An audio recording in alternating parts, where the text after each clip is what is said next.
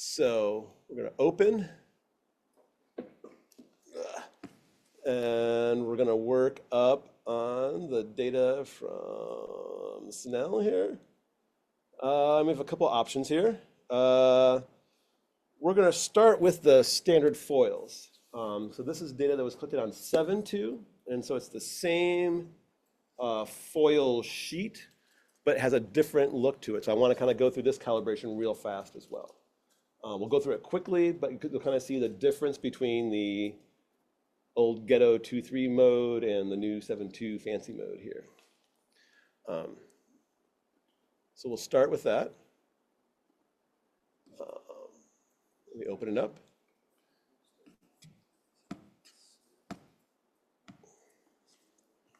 And so now you can see that rather than just having one small little region, we have an entire sample holder area. And all the foils are present there, right? And you can see that there's some overlap from other friendly or not so friendly elements. And I am going to pull up a resource here. Here we go. If you haven't seen this yet, of course you have to see all downloaded things, but we have the lovely samsxrays.com.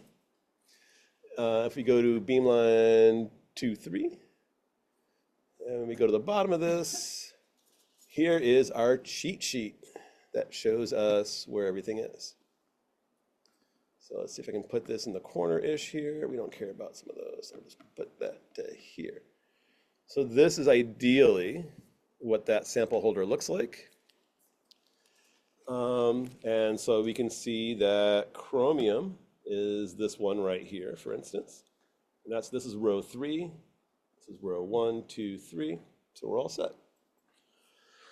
Let's go and make a list of things we want to map. So we'll go with the potassium is this lovely one over here. You can see it's nicely beaten up. This is why I want to make new ones. The calcium is in this row up here. Let's see, manganese is this guy here. So we can just do a couple of these for example. We won't do everything, but so we could highlight that region. There we are. And I can say process. Again, we're going to use, we're going to use create a mask from our zoom, and then a new channel from our mask, and we're going to call this manganese ROI. Go to iron. Do I want to do it this way? I got to think for a minute here. You know what? I think we're going to do it slightly different.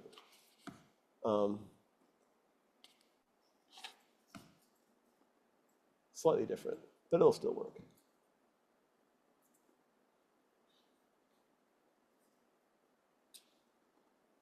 Here's our iron. That's at the bottom of that one, right? Yep.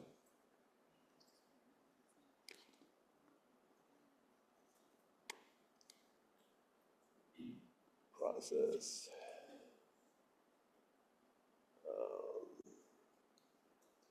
Create mask from zoom. And now I'm actually going to, instead of making ROIs, I called it manganese ROI, it's going to be everyone. We're going to add mask to channel.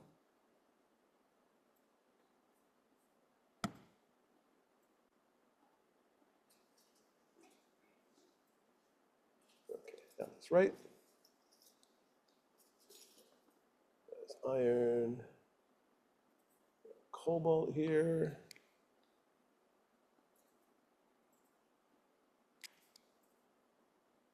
Process.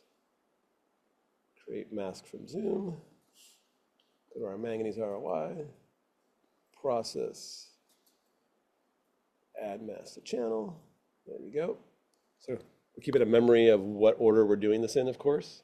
That's always good. I'm sure we've all done that, right? Here. We'll do one more. Let's do the zinc. And that's on the order up top here, yep.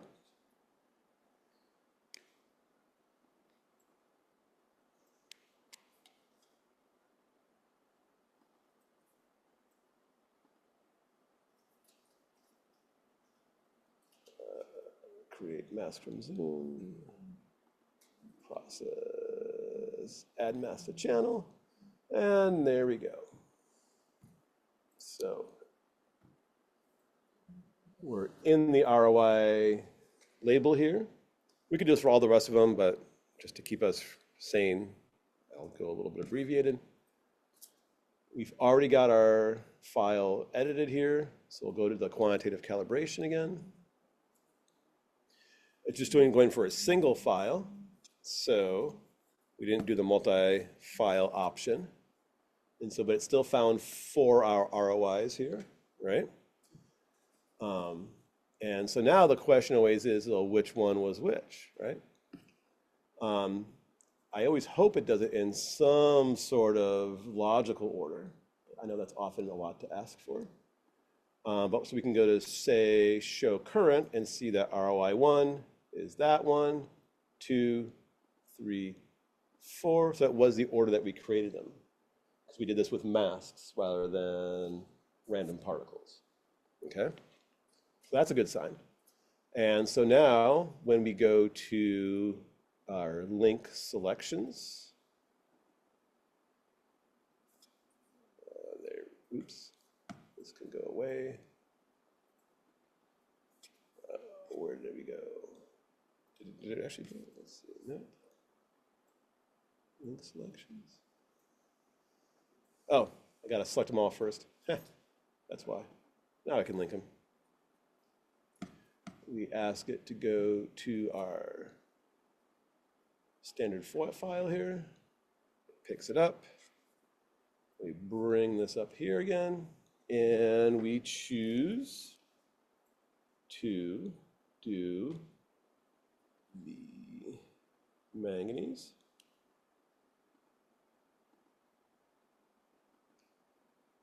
Iron.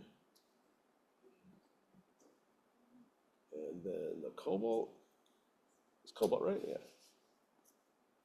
And then the zinc telluride. Okay. There we go. We're doing a single point calibration again. So we set up the singles. It's done a pretty good job here so far. I think I'm going to need to unclick tellurium here. Let's bring that up so I can scooch that over.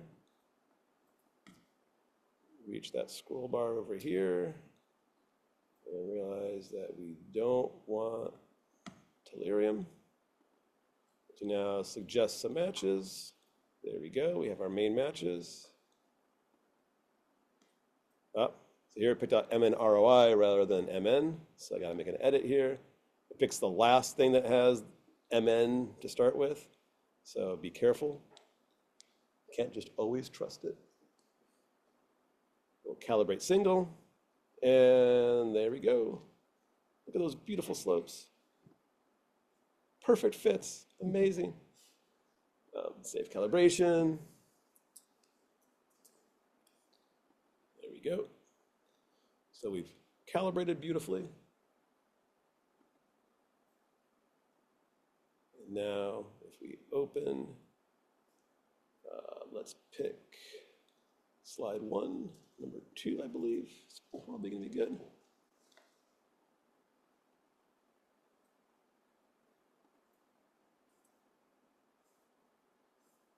Okay, so the first thing we're going to notice is occasionally we have these lovely skipped lines on 7.2. It's super annoying. It's hopefully getting better with a software upgrade, hardware upgrade. But if we like to get rid of those, we can interpolate missing rows. We'll go through and remove those lines. Yeah, it's kind of a cheat. It takes the row above and below, averages it out, assuming you have a nice smooth line. If you have gently varying features, it'll look beautiful. If you have sharply varying features, it won't. Probably under process if I had to make a guess. Yes.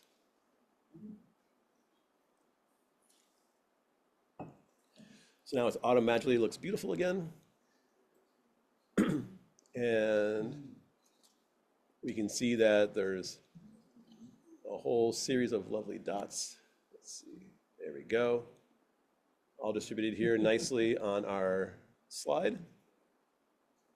Even this lovely Sharpie marker at the top comes out so well, right? And now we can say analyze, quantification. We do quantify. And in this case, we just did manganese, iron, cobalt. Oops, sorry. Put it up here so we can see it. And if I scroll down, I can hopefully select the zinc as well. Say OK. We pick our file. There's our calibration data. And it came up with a lovely set of correlated names. You can agree with those. And it's done. So now here we are with concentrations on those particular channels. Now, of course, you'd want to do this with every element that you're interested in, not just the first 4 ones that are easy to do, but there we go. So now what we really want to be able to do is we have some amount of many metals in each of these drops, and we want to get a good idea of what the total mass in every drop is, right? And this is an important distinction now, is before we've done a lot of mean things, looking at the average concentration. Now we want to look at the sum of concentration, because we know these are pipette drops of samples on there, and we're worried about the total mass in the drop, not just an average area. So we can do, if we say, is ICR sufficient? Ooh, not really. Sometimes we get too much data in there, just because the background also is fluorescing. What's your favorite channel, Eddie? Sulfur, okay.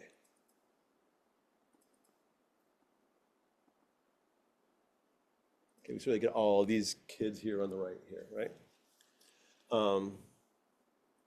Okay, so let's see if we can threshold on the sulfur to pick out all the spots that have sulfur in them. Okay.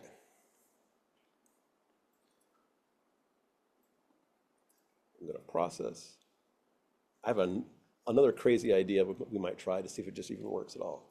It probably won't, but we'll try it out just for fun. First, we'll try thresholding. That's the standard method, we'll say.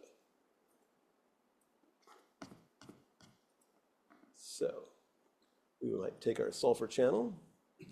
And again, we can kind of see if we can roll the dice and see if that works.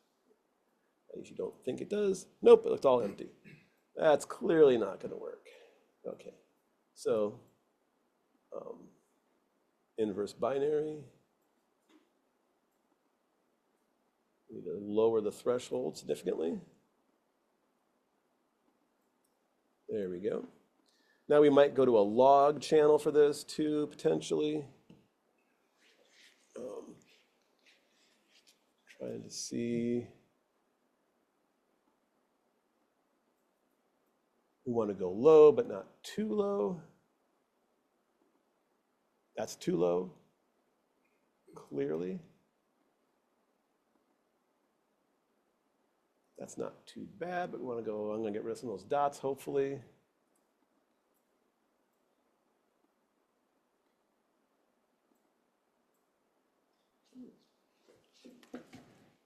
A little bit of glare on my screen, but we'll call that pretty good for starters. What do you think, Eddie? Yeah. So we're going to save this.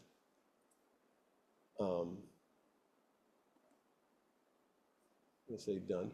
Now the other thing we can do, let's see how this works. We're gonna come over here and we're gonna play around with some processing here. So we're gonna go to advanced filtering. And again, bring this window up. And I'm gonna select my thresholded channel here.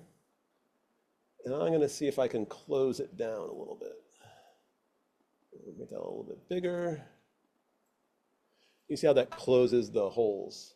And so this is an operation where it looks at the data, applies a filter over it, and tries to, again, just kind of, I can do close and open. Those are both operations here. Open will try to open it up. Take a look at the preview of that, right? And we might go a little bit larger to, well, there's a whole bunch of them, obviously, here. Yeah, so mean, you might guess, takes a mean value. The kernel size here is usually be an odd number, and it's if you take a box centered on the pixel, that's, in this case, 7 by 7, or 3 by 3, or 5 by 5. It's operating on that entire area inside that region. So the bigger you make this, the bigger kernel, bigger area you're analyzing. So kind of like blocking it out, right? Mean takes an average, median takes the median, min, the smallest value in that area, max, largest. Invert will swap it, make it all negatives or all positives. Blur is similar to mean, but when I blur over, say, a large area, I'm now taking 49 pixels and making them all average into 1. That's a really strong blurring operation. If I do blur, I also get to pick a Gaussian distribution. So I can say I want to take all my neighbors into account, but only use that like maybe a full width half max of half a pixel. So it's really centered on my main pixel, but talks to my neighbors a little bit, but it doesn't like overly talk to them because you're kind of only care about your 1 pixel. So that's why you kind of blur and increase your signal without losing resolution. EDT is one that I just have as a one here. It's useful in trying to do part of the thresholding steps. Unsharp and denoising are trying to actually make your data look sharper than it really is. It kind of takes the mean and subtracts the blur. Similarity is now looking at how similar a group of channels are to each other. And so you actually highlight a group and it actually only blurs on the areas that have similar ratios. Open and close are what we were just showing. Gradient will calculate the average slope of how things are changing around that box. Top hat and black hat are the opposites of combining those two. So one's close open, other one's open close. And you can try to take some Fourier transforms of it too. If I was really curious about concentration, I would use a blur with a very narrow full width half max. I'd be keeping resolution and I'd only be including my little friends in the tables just a little bit. I would not do a mean, right? But what's really cool about this is, so let's just say we take a look at sulfur versus copper. Not copper, that's too big. Iron, that's still pretty big. Let me edge remove here a little bit here, hold on.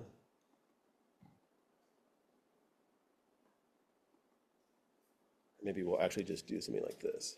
Here, just look at those guys. It's not so bad here, but when you look at some data, particularly when you're at like a beamline like 2.3 or 7.2, and you're looking at things like sulfur or things that are just on the edge of what we can see in air, you actually find that, luckily there's actually a fair amount of sulfur in these. You find that you get like 1 pixel, 2 pixels, 3 counts, 4 counts, because you're really at the bottom, but you see a trend, but it all looks kind of like stepwise. And so this is a case where if you blur with a full width half max, you're keeping your resolution as close as you can. You talk to a few of your friends and your neighbors, and you kind of blur out the noise, and you increase your signal to noise. And you go from these like really weird looking line shapes to actually seeing trends pop right out, which can be pretty cool. If you take a look at the data here, So here's our sulfur data. To just give you an idea. So let's take a look at the sulfur data here first. That's what sulfur looks like on a log scale, right? A little bit. So there it is on the non-log scale. So if I did a 7x7 mean and previewed that, there you go. So you can see how it's blurring a little bit more than I would probably like, right? But now if I do the blur on a 7x7 area with a standard deviation of maybe 0.7 pixels, it still looks better within the pixel areas, but it doesn't blur out so much, right? So you're actually keeping some of your resolution information more than if you just average all the pixels around it. And so I'm a big fan of blurring. I go between like a half pixel and 0.75 pixels usually, depending on the day of the week that it is. If I'm really trying to blur a little bit more, I might go to 1 or 2 pixel widths, but all depends. And you can kind of see, if you do median, it doesn't like it. It doesn't do anything, for instance, in that one. Minimum, kind of. Now this is really where you can get really creative with some of these and start making like modern art, right? I can really see some really cool like art on my wall with like Eddie's little dots in a little blocky kind of way here, right? If you even open and close the raw data, it looks kind of cool too, right?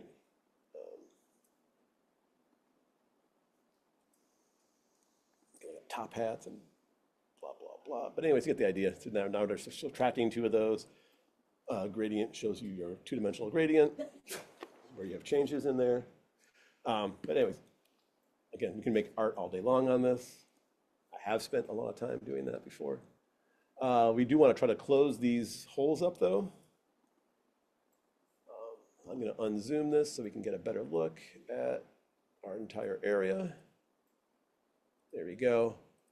And that actually looks pretty good. Now, all these drops have pretty much fully closed up. And that was my goal of wanting to do close on a 7x7 block here, right? If I do this on a smaller block, it might not close as well, right? If I do that preview, you see it doesn't get a big enough blurring area to pick up all those areas.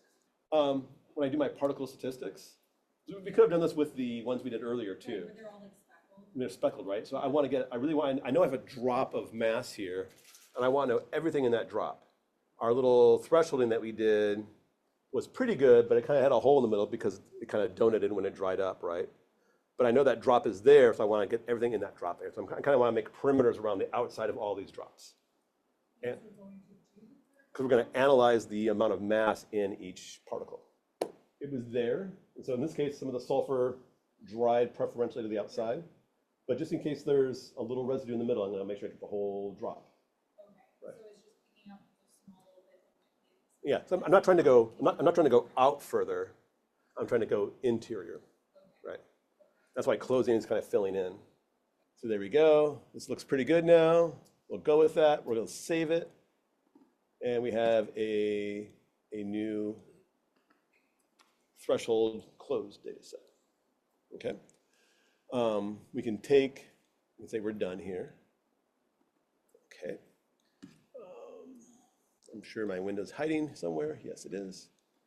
Now we can even do things like, there's a few spots over here that I want to ignore. So I'm going to set my minimum particles to be more than this. So these are probably 30 or 40. So I'm going to set that a little higher. I also don't want to analyze this bottom line, right? That looks really annoying. That's just scatter from the bottom of the sample holder. So the first thing I'm going to do is use Shift and click to the other side here. Hopefully come down to there. And double click here. And tell it to mask that area.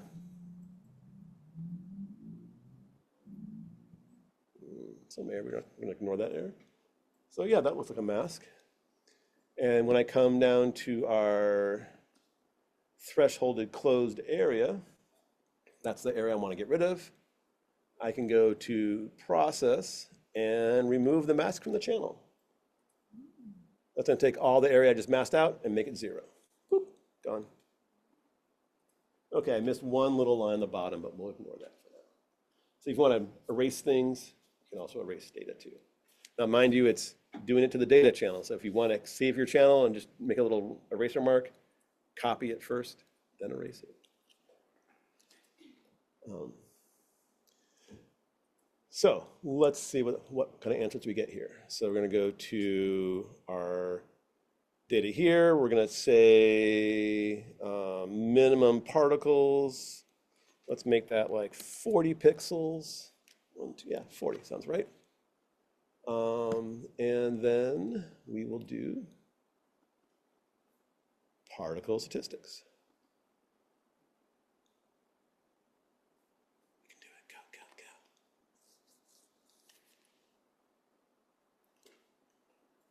go. There we go. We probably found too many still, but we'll see. So I'm just going to keep it on this one right here. Again, I can bring this up here. I'm going to click on any one little spot and then say show everybody. Yeah, okay, what did we get? We got everybody on the dots here. I still did get the bottom lines. I wasn't perfect. Actually found it 3 times. I still found a few here, so I probably could bring that threshold up a little bit, but it's pretty good for now. And now the question is, again, in theory, we can say show current and see how it picks these off here. In a perfect world, it does some sort of pretty normal ordering. I can look at these and say, okay, that 44 is probably a tiny one somewhere off in the corner. It probably looks like it's off in the corner on the far left there, yeah. So I can look at the sizes and get a good idea of which ones, maybe I should have made that threshold like 50 to get rid of some of those, right? If I go just from the top, it is 1, 2, 3, up, 4, 5. So it is going in order, top to bottom, left to right, but on the topmost pixel of the contour, right? So it has a method to the madness. It just may not be the method I would choose primarily, right? But we can map these out. It does give you the X center and Y center of each one of these. So you can make a quick correlation of that pretty quickly. But now we can do all these things now where we now can say what is, so the default here is sum. Before on Smith & Lowe's, we were using the mean distribution, but now we want to use sum because we want to look at the whole entire drop, right? And we don't want to, if the drop got bigger or smaller, we don't want to have that bias on the number of pixels in there. So instead of being an average, we want it to be a sum. And so I can look at the sulfur sum over all of that.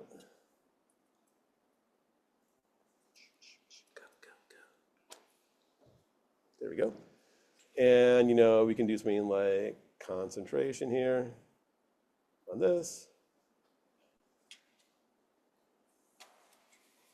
Okay, big numbers here. But you can kind of see that probably in the areas that have,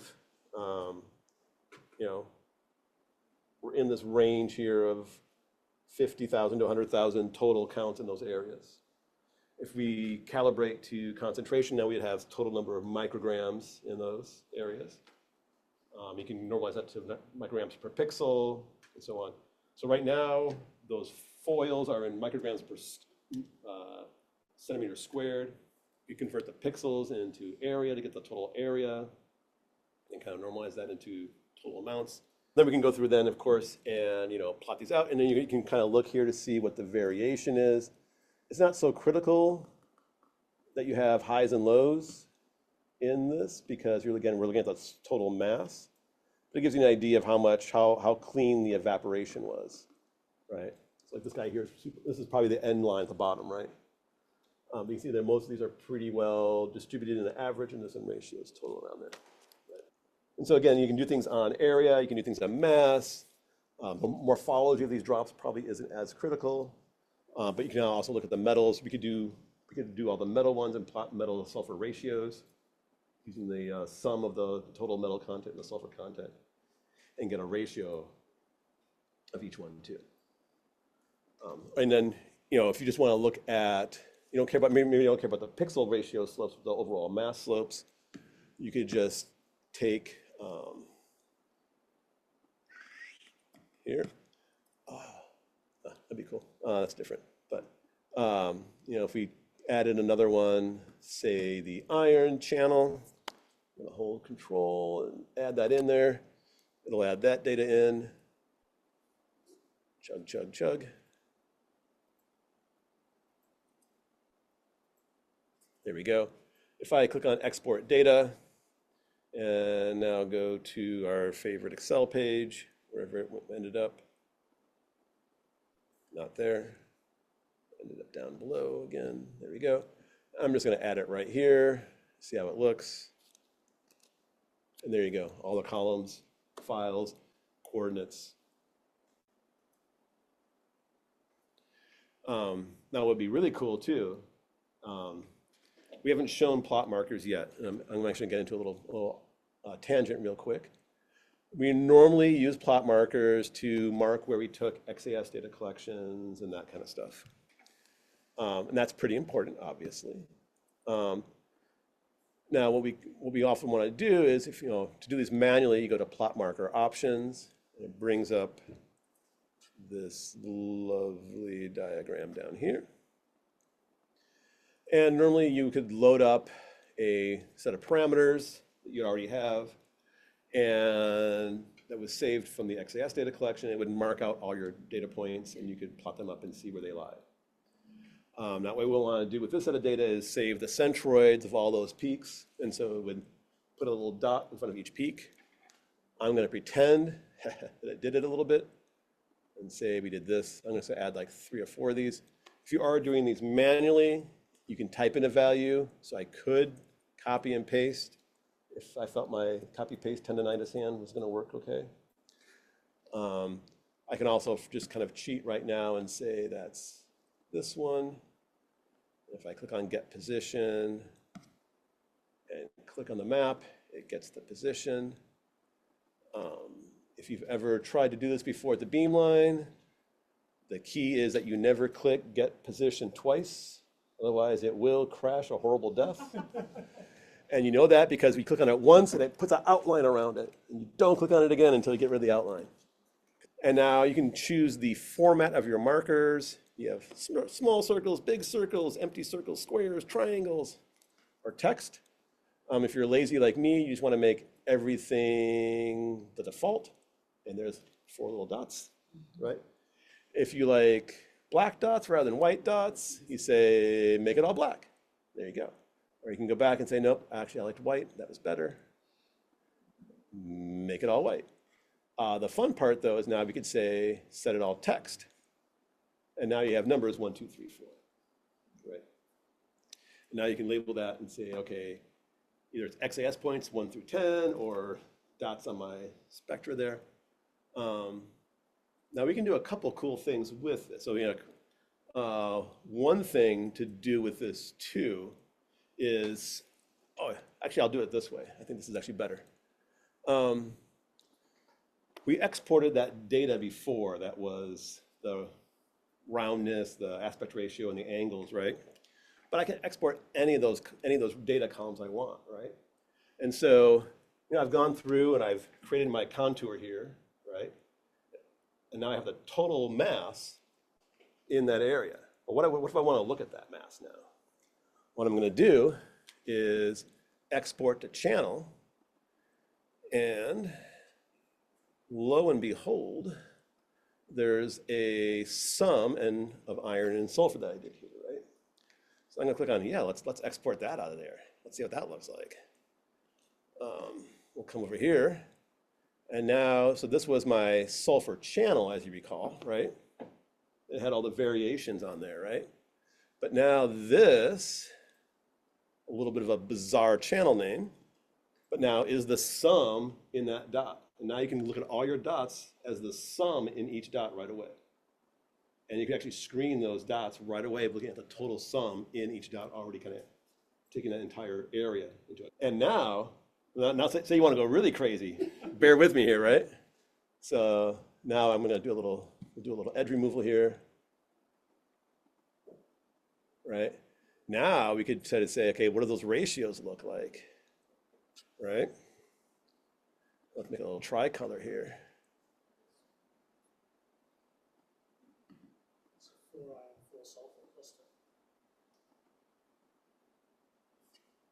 Oh, sorry, that's really cool. Right, so now you're overlaying your iron and your sulfur together, right? And look at where things are orange, right? So a really nice way to visualize things quickly. That's all your tabulated data in the end. So again, as creative as you want to get, right? You can do all these crazy ways of visualizing your data and averaging those drops.